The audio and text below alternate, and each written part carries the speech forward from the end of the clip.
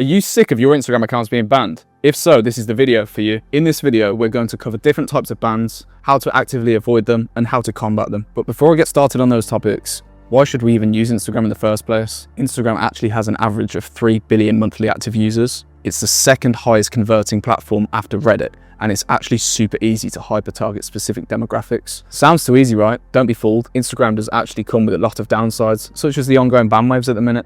And in this video, I'm going to help you solve that problem. We used to have creators in our ear all the time stressing about how they've lost their accounts. So we needed to put together a solution, and this is the exact source that I'm going to provide to you. There are 5 different types of Instagram bans that you should be aware of. The first of which is an account integrity ban. This means that there's either a cross-posting issue or a technical setup issue. The second of which was a fraud and deception ban.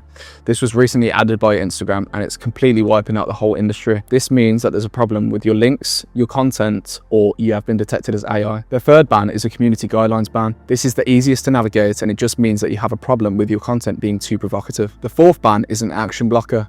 This limits your ability to interact with people and is caused by inauthenticity or mass actions. Last but not least, we have shadow bans. Shadow bans prevent your content from being distributed to non-followers.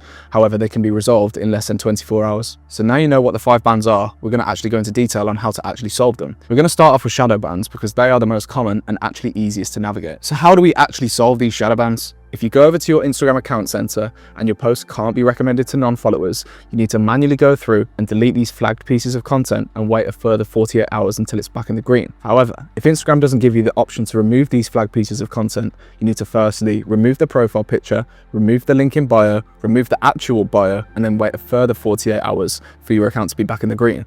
If both of these methods fail, you need to then be looking to outsource your account to a meta rep. That shadow ban's done. Now let's go into actually resolving the 4 different types of bans. And truthfully speaking, if you've got one of these 4 bans, you're in a tough spot. And to be honest, the best way to deal with these types of bans in the first place is to avoid them by playing Instagram's game. But if you have been hit with a ban, your only options is to either manually resolve it yourself via an appeal or outsource this to a meta rep.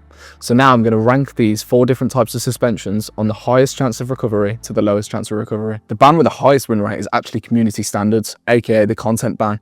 It's got an appeal win rate of about 40 to 50% and it's super easy to navigate. The second easiest ban to navigate is an action blocker. This typically has a 30 to 35% chance of recovery and it can be done so by a simple appeal. The penultimate ban is the account integrity ban. This typically has a 20 to 25% appeal win rate, given that it was only recently established. Last but not least, we have the fraud and deception ban. This was added in last month by Instagram, and it has a typical win rate of under 5%. So if you have this, you're cooked. With all of these bans, it's actually better to just directly outsource these to a meta rep as a whole, because failing an appeal can be 1, more expensive, and 2, you could be waiting potentially weeks for your account to even be recovered. So to conclude, we actually want to try and avoid these bans altogether. We can do this by 1, making sure that our content isn't too provocative, 2, avoid cold pitching the viewers to OnlyFans, and 3, making sure that our technical setup is as good as it can be. I hope you found this video useful. If you need any help regarding bans, or if you need a meta recovery specialist, make sure to reach out to us in the Telegram group or just leave a comment below.